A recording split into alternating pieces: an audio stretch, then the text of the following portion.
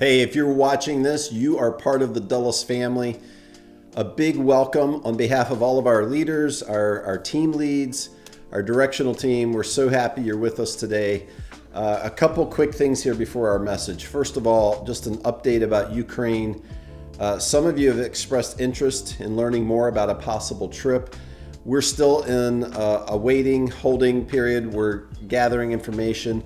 The contact that I was introduced to by North Point Church in Atlanta has been traveling between different refugee sites in Romania and Poland.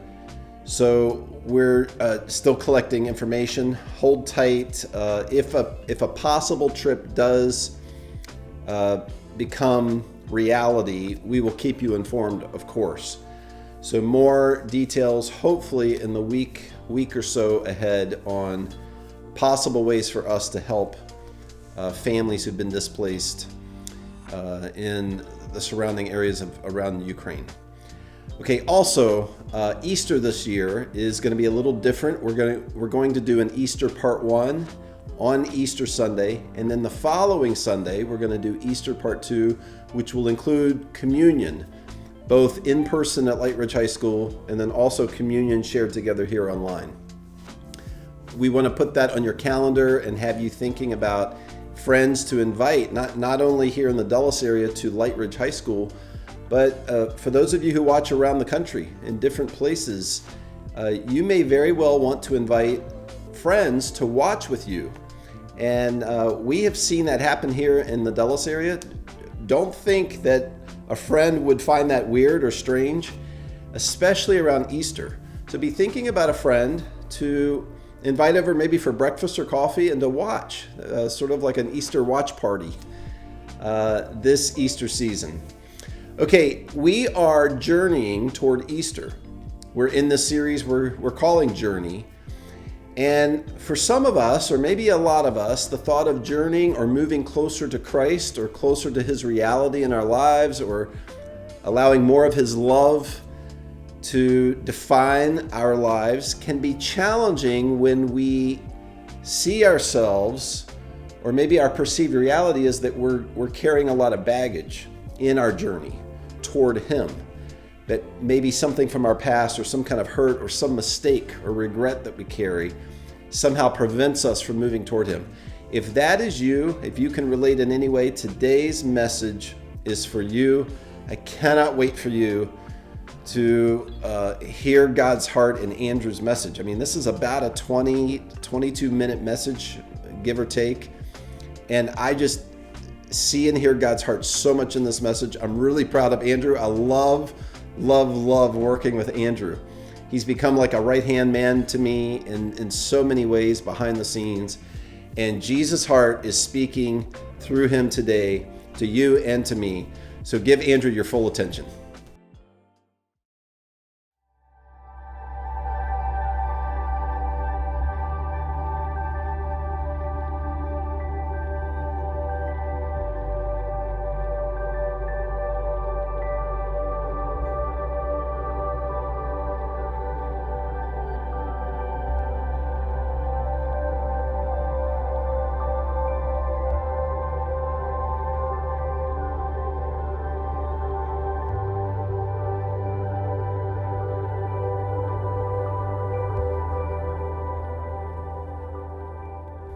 Hey Dulles Church, my name is Andrew. I am the student pastor here, and wherever you're watching from, wherever you're joining us from, a huge welcome to you. I'm super glad and excited that you're here with us this morning. So we've been alternating back and forth between Andy Stanley's Your Integrity, Our World series, and also our Dulles Church series, Journey.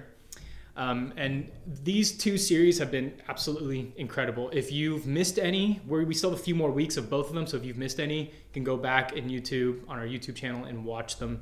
And this week we're continuing our Journey series, and we're going to be talking about how sometimes in life it's hard to move forward in our journey because of our past. And actually, one of Andy Stanley's previous messages intersects with this really well. A few weeks ago, he gave his talk about integrity and about how our choices in the present can affect our future. And how often when we break our integrity, it's because we decided on something in the moment and we didn't think about the future. We didn't think about the consequences of that in the future. And he used the story of Esau and Jacob to kind of paint the picture of what this looks like. And so just a quick recap of that story. Esau is the oldest son, and he is the first in line for an inheritance and a birthright, extremely valuable, like land, money, animals, things like that. And what happens in the story is Esau trades this incredibly valuable and special birthright to his younger brother Jacob, all for a bowl of stew.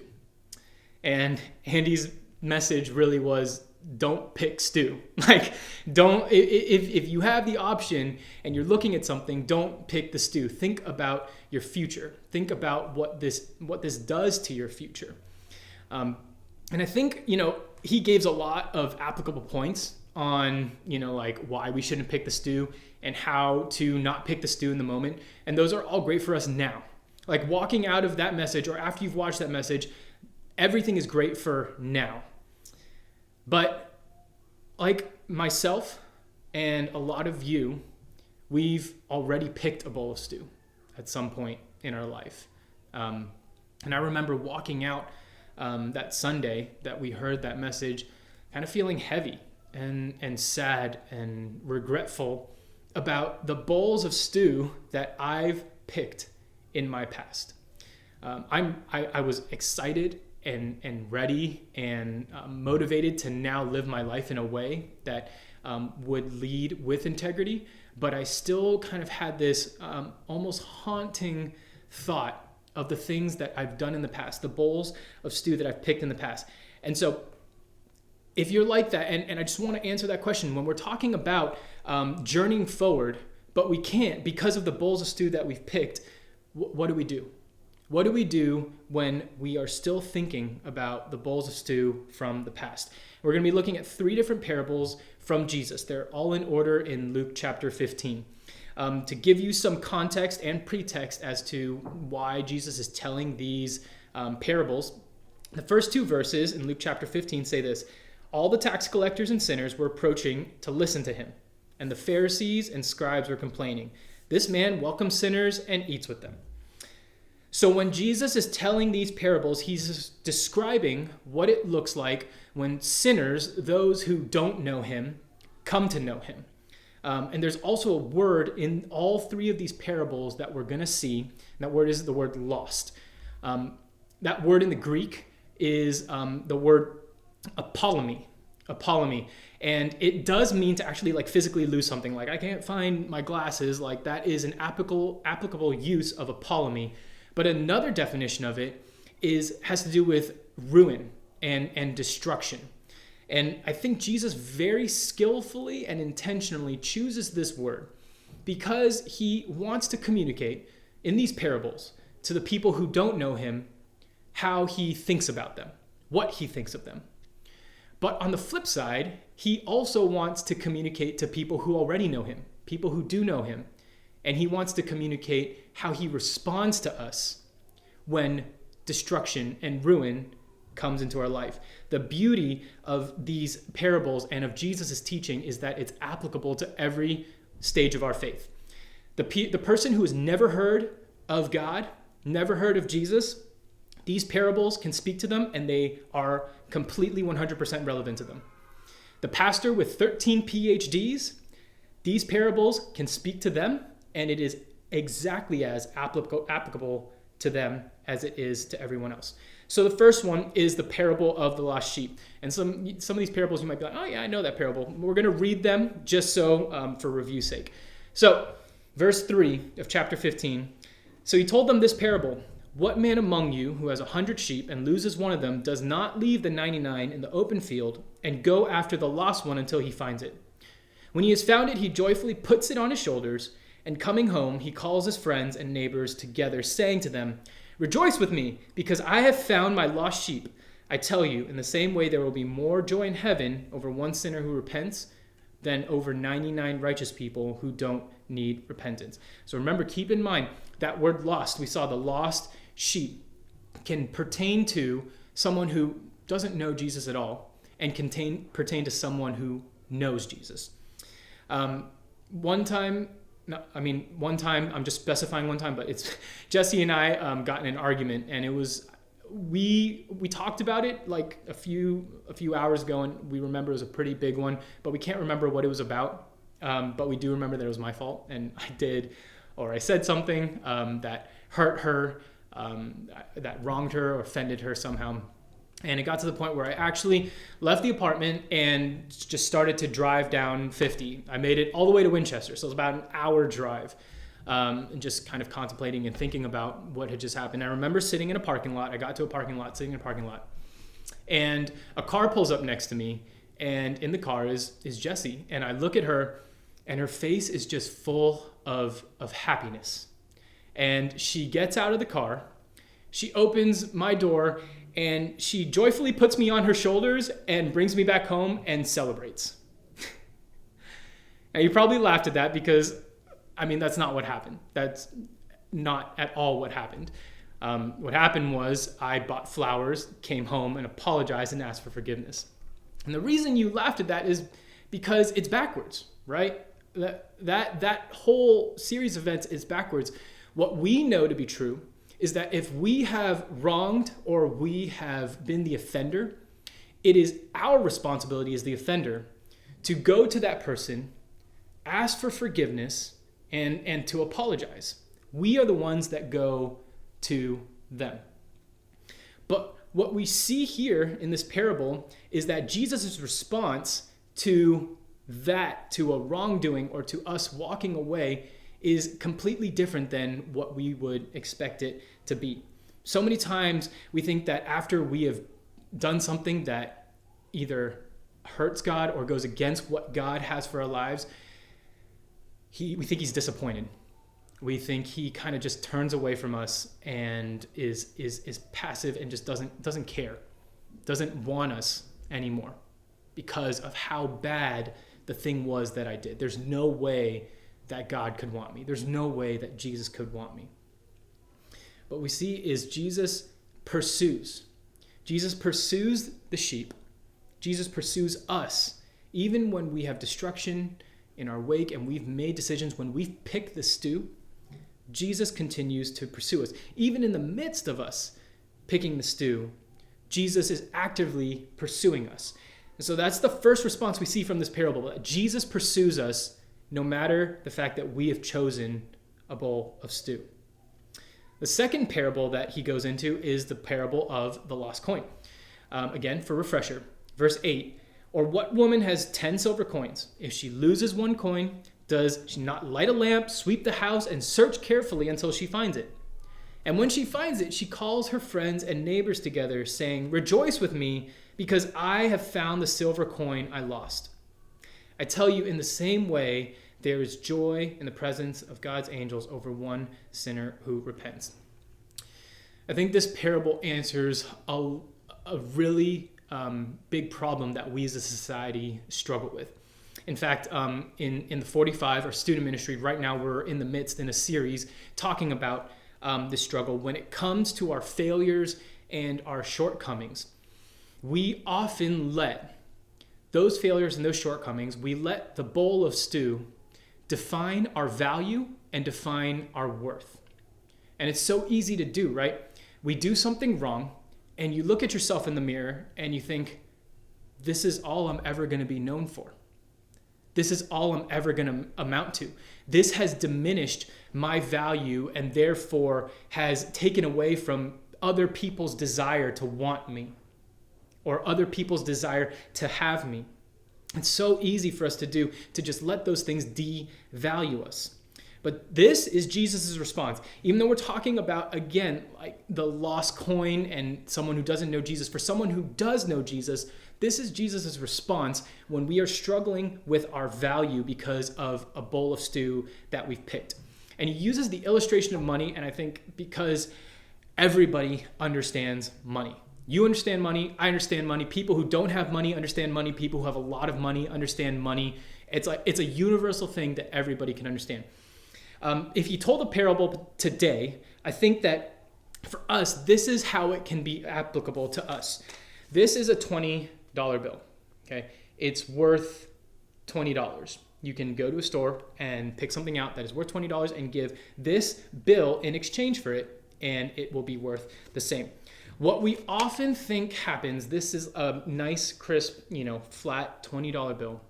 What we often think happens to us when we pick a bowl of stew or when we make a wrong decision. Let's say we lie a little bit. A little bit of the bill gets messed up. And then let's say we say something that hurts another person. And then we make a decision that's selfish. And then we make a decision that's prideful. We choose our own way.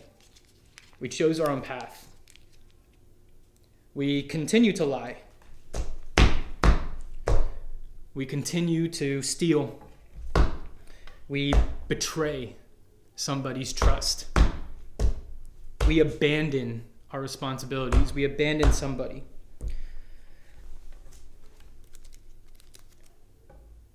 This is still a $20 bill, and it's still worth $20. Despite the fact that now it doesn't look the greatest, it has some wrinkles, it has some scars, it has some tears, it's still worth $20. And this is what Jesus is communicating to us in the parable of the lost coin.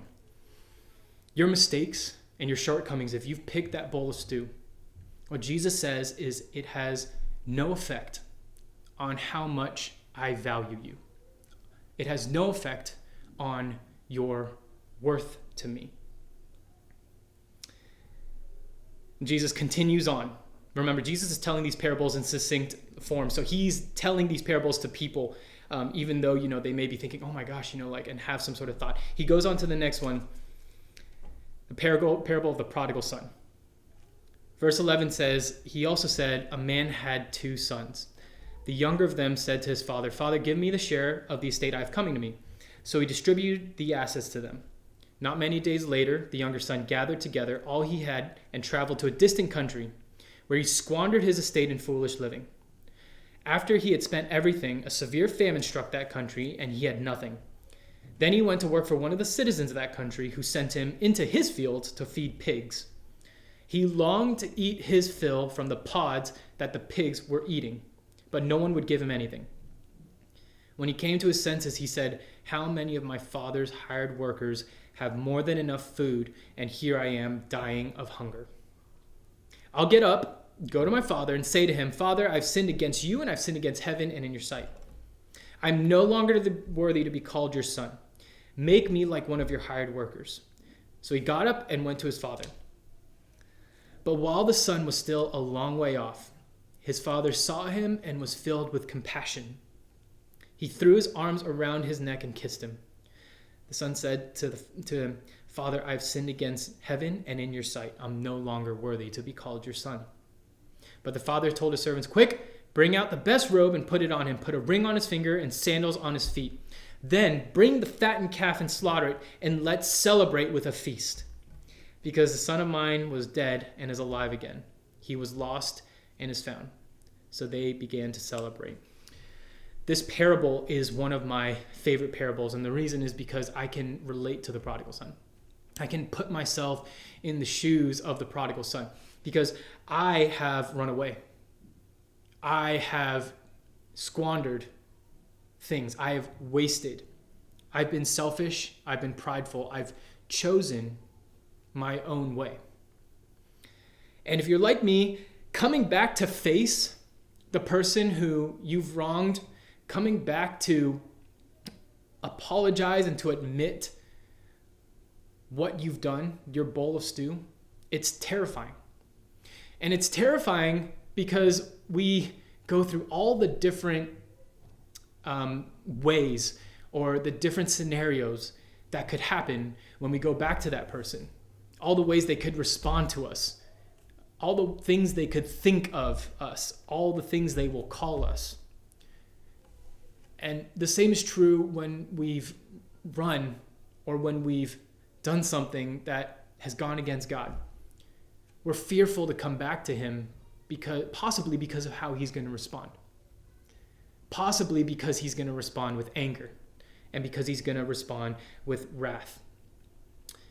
But what the prodigal son shows us is that so many times we think that Jesus' response is going to be based on our failures, our shortcomings, and our flaws. But look at how the father in the parable, who's Jesus, responds to the prodigal son, which is you and I. The father isn't distracted when his son is coming home. In fact, what we can gather from how the father responds is that he's actually waiting and he's actually watching every single day, looking out to the horizon, looking out to the distance. Will this be the day that my son comes home? And then the son does come home. He comes back with his head hung low. He's beaten down. He's ashamed of what he's done. He feels guilty. He's destroyed. He's in ruins. And it says that while the son was still a long way out, his father saw him, was filled with compassion, and he ran. He ran to him. More times than I can count. Actually, every single time that I can count.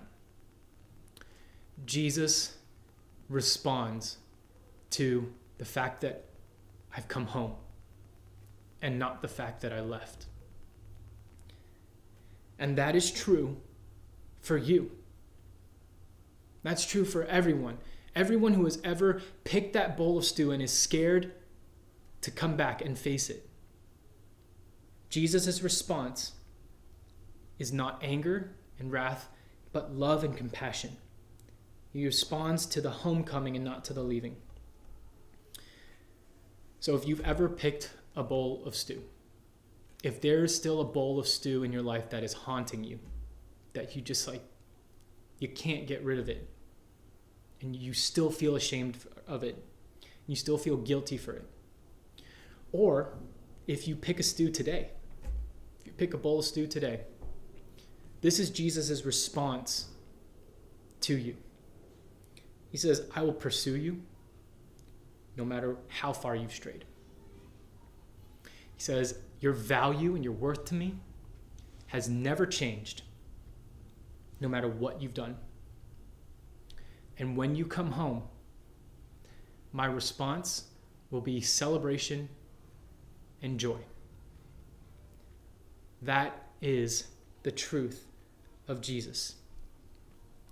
So what do we do when we've picked the stew and we feel like we can't go any further? What do we do when the stew, that bowl of stew, is holding us back and we still carry the weight and the shame and we feel devalued, we feel worthless, and we feel beaten down and ruined and destroyed? Come back home. That's what Jesus says. Come back home. God, thank you for the truths that we see, the truths about you and how you respond to us, despite what we've done, who we are, despite what we will do. Thank you for the way that you open your arms to us, the way that you continue to chase us down, the value and the worth that you instill for us, in us for eternity, and how you respond when we come back home. Help those things be just such a radiant truth in our lives and something that resonates with us every time we think differently of ourselves or we think differently of you. Help us to come back home. Amen. Dulles Church, love you guys. I hope you have a great rest of your week. And I'm excited for this journey that we're on together.